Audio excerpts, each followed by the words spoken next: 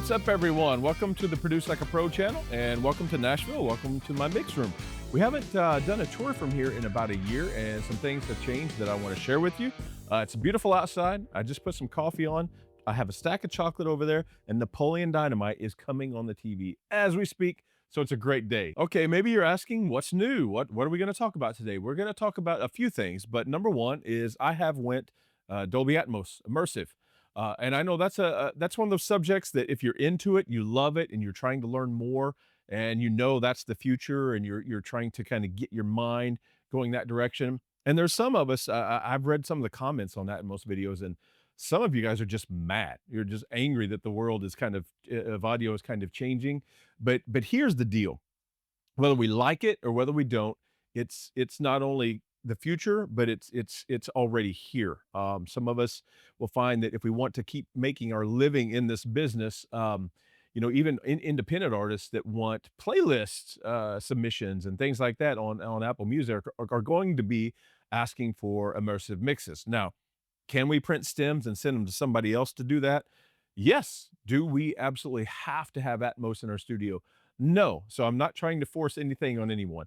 I just want to share what I did and why. Okay, so that's the why. Now a little bit about the what. And the what is a few months ago, actually probably more like 6, 7 months ago, I did a video for the Produce Like a Pro channel that featured the IK Multimedia MTM MK2 speakers. I was shocked, astonished at how big these speakers sounded for their size, not only their dimensions, but also their weight. It's just one of those things you just have to experience it to kind of see what I'm talking about. But I had already been thinking about going Atmos, and I have some situations in my room that keep me from hanging heavy speakers overhead like I would really maybe had thought that I wanted. And so when I heard these, I knew that these were the overheads that I have to have in my room. So overhead, I have 4 MTM MK2s from IK Multimedia. Already selecting the iLouds for up top, it made sense to stick with the iLouds on the bottom. So I had kind of a similar sound source all the way around me. This is a 7.1.4 system, meaning that there's 7 MTM precisions around the center, left, right, wides, and then rears. And as you can tell by looking at them in the B-roll, that they look a lot like the MK2s. They're just much larger. It's a double 5-inch woofer, double 5-inch cones, and in the middle there's a 1.5-inch dome tweeter.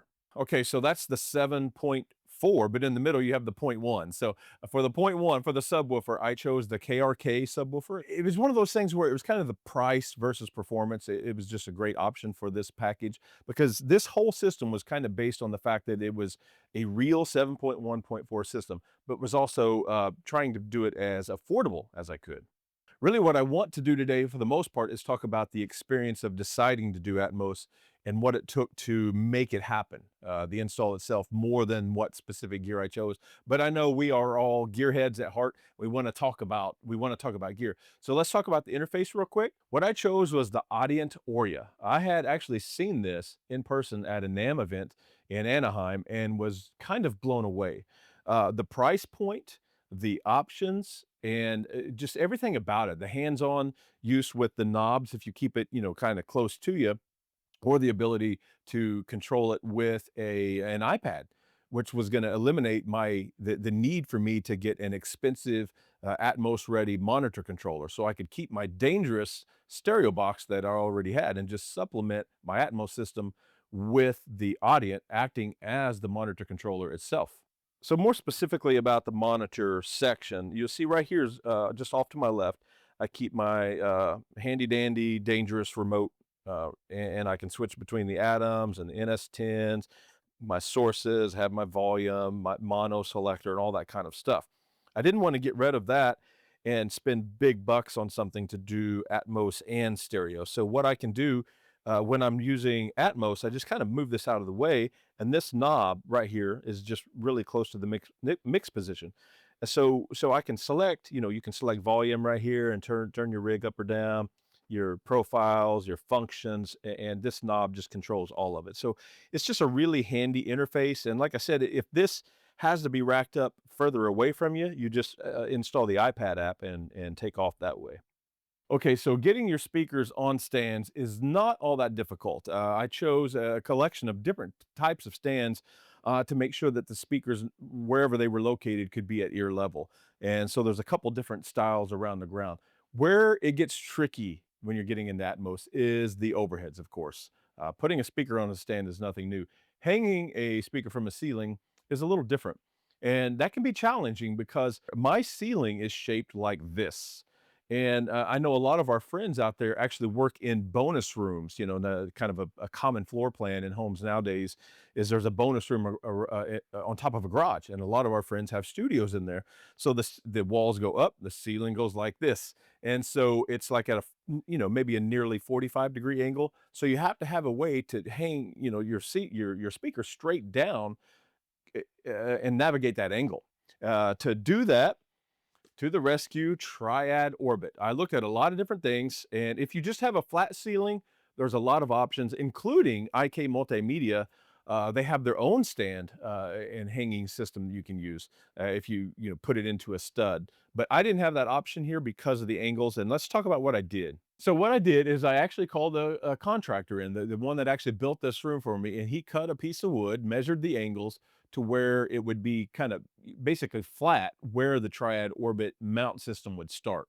And so then you have to get threaded pipe to suspend your speaker down from there and onto the next piece of Triad Orbit mounting hardware, and which mounts to the next piece of Triad Orbit mounting hardware, which allows you to achieve the angle that you want to achieve, and that is their SMUM1. Since when I built this room, I did not make a wise choice of running, even because Atmos already existed when I built this place, but I didn't run wire in the walls like I should have. That was a mistake.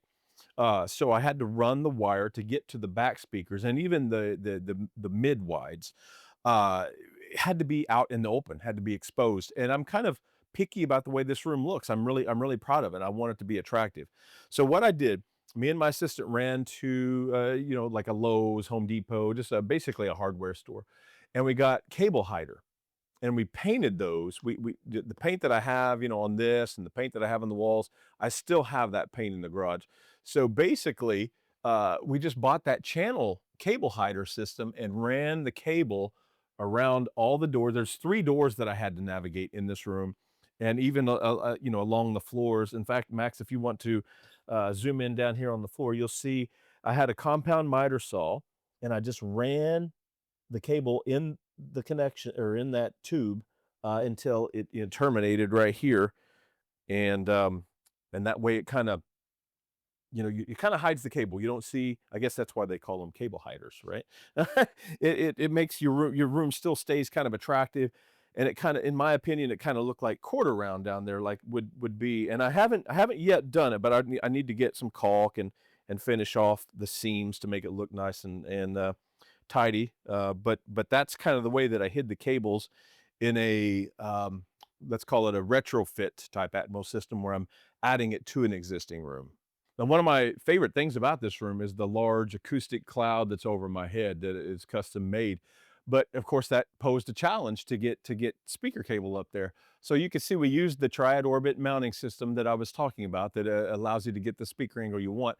And if you look real close, I painted cable hider, and they sell little angled pieces, and we painted them, and they go up and around, and the cables all come down the wall. So if you look in that corner, you'll see that dark brown plastic strip, and you'll see that those terminate on the floor back here. There's some in the middle, and there's some all the way over on that side because there's 4 overhead speakers, and just lots of cable, lots of cable. So in order to keep the room looking attractive, you have to hide it. You just have to.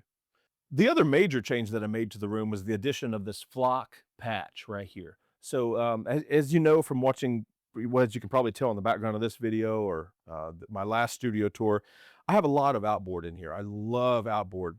I love incorporating it in stereo mixes when I can. And quite honestly, I have not been using it as much as I should, considering how much of it I have and how great it is, simply because of the pain in the neck of patching it. And so this is something I've had my eye on for quite a while. Now, this is This is the patch. You can buy this in several different versions and revisions. This is the flagship, which is 32 IO. You can buy smaller or you can buy a lot bigger if there's a lot more gear you want to interface. So what I did is I have 8 of them showing up on this patch bay here, which I don't even have the labels made yet. So it can run over here and interface with this patch bay, and I can plug in anything over here in this big rack.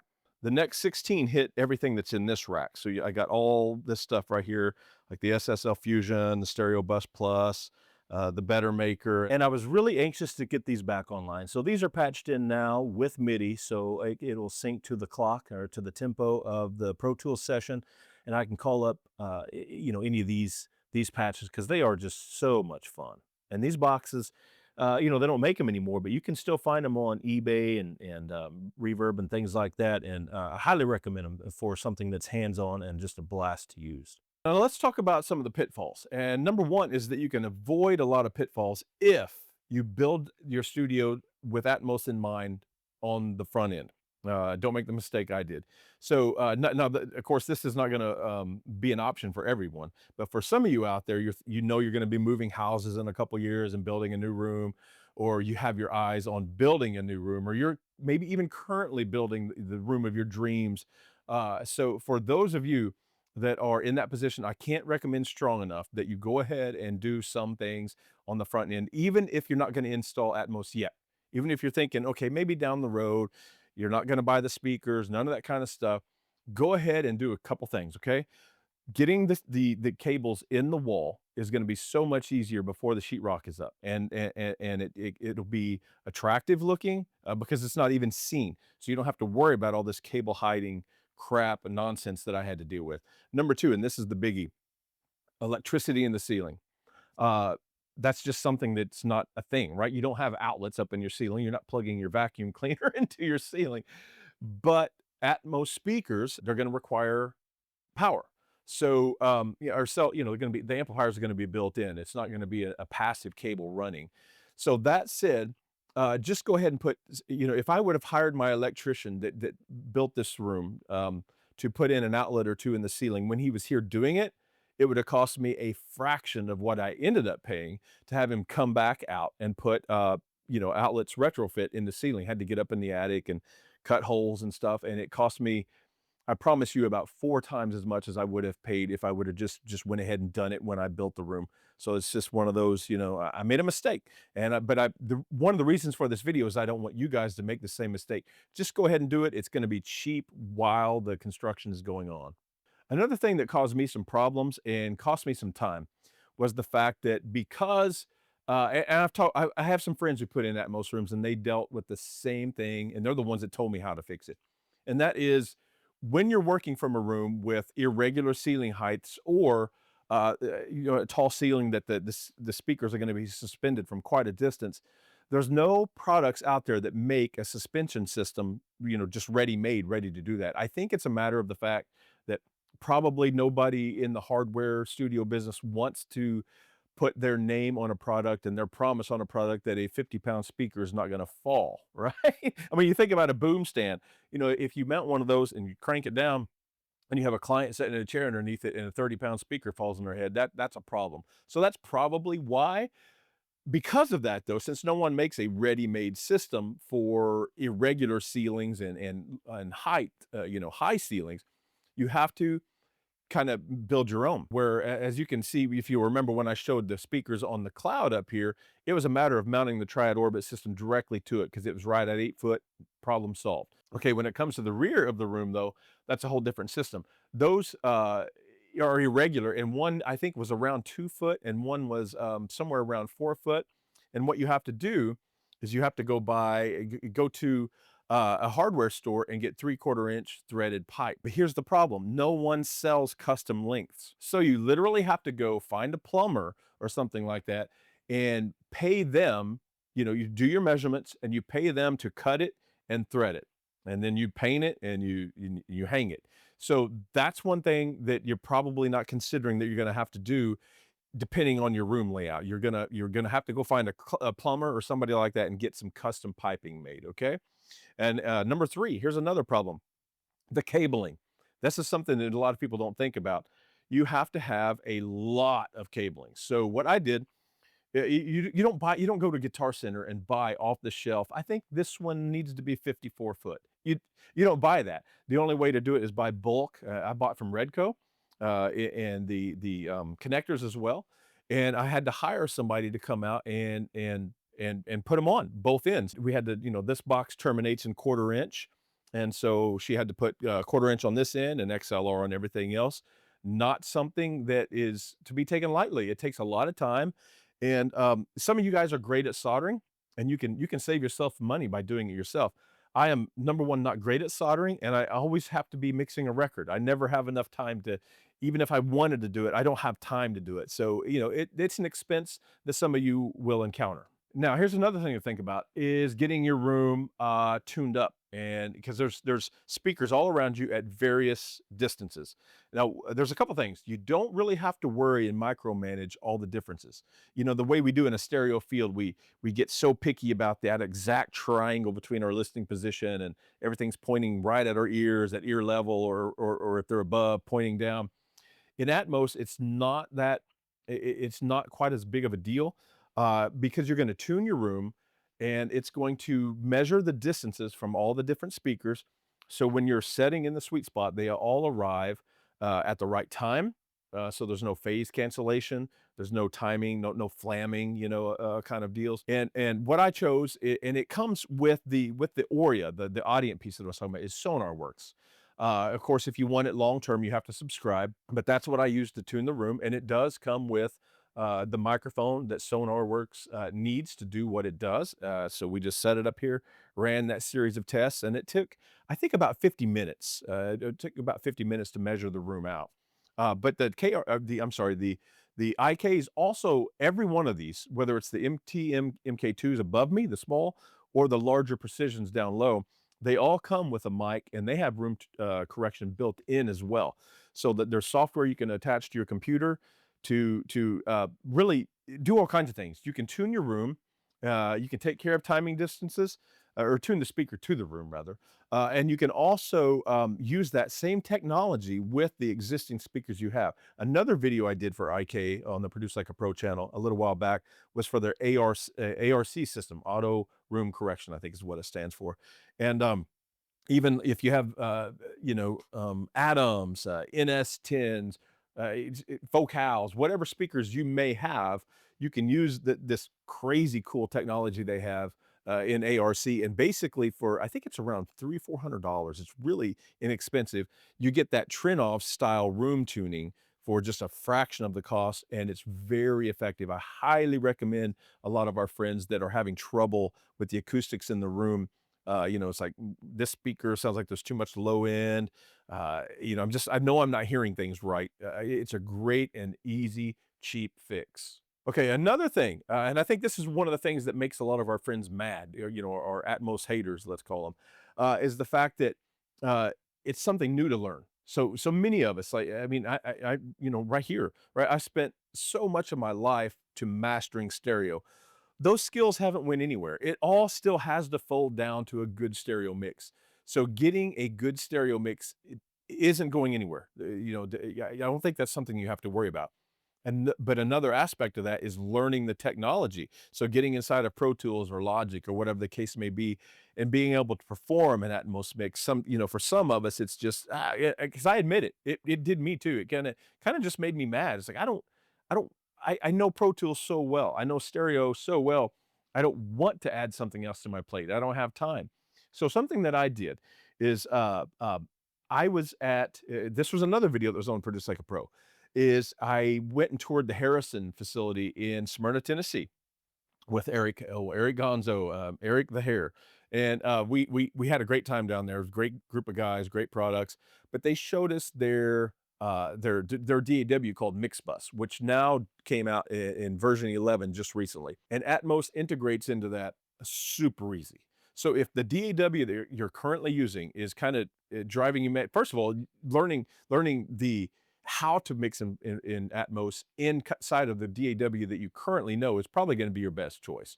Even though it's going to be a pain in the butt and you're going to get mad, you're probably going to say some curse words, it's probably your best choice. But if you're looking for, if you're thinking, okay, what I want to do right now is print stems. I want to print my drums, my lead vocal, my background vocals, whatever, separately, and take them into something that's easier, than my current DAW. Harrison Mix Bus is what I've been using here because it makes the Atmos mixing so easy. I know I have to get inside of Pro Tools. I have to pay somebody to come out and teach me how to do, to stay inside of the DAW that I'm mixing in Pro Tools and nail the Atmos version, inside of that DAW. I'm just admitting that I'm not there yet, and Harrison Mix Bus is, it's very affordable for a DAW and, very good, and it's just intuitive. I don't really know a better word to use than intuitive for Atmos mixing. So for some of you that's looking for the easiest way to get some Atmos under your belt, that software is really cool. Okay, so I think that about wraps up this video. What I really wanted to do was just talk to those of you that are interested in going this route, that know that it's something you're going to have to do, and talk about the pitfalls that you kind of have to think about moving forward, like we did with the suspension systems, hiding wiring, getting electricity to the ceiling. Those are really big deals, and it's something you need to be aware of and to think about. But I'm really happy with this system. Again, the IK stuff, the Audient interface, very happy with it. It took me months, I mean, several months to get this done. But I will say, the first time that I pulled up Apple Music and listened to some, because I had done some immersive mixes in a different studio, and listened to my immersive mixes and some other, other great immersive mixes that I had no part of, and hearing them in my own room, dude, it's special. If you haven't experienced it, it's special, and you understand why so much money is being pushed at it, pushed at Atmos from our tech companies and our music labels and stuff. It really is an incredible experience, and I understand that they want the end user to be able to have that experience. I get it. For those of you that are interested, I hope this video helped, and for those of you that hate it, well, we love you guys too, and hope that your stereo mixing is better than ever in 2025. All right, guys, thanks for watching.